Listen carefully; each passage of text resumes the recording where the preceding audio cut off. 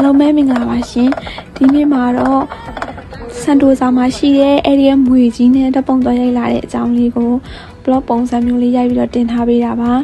ဒါကတော့စန်တိုဇာ Vivo City Station ကနေပြီးတော့ရထားအတိုးလေးကို2မှတ်တိုင်စီးရပါတယ်စီးပြီးပြီဆိုလို့ရှိရင်အဲ့ဒီမှာ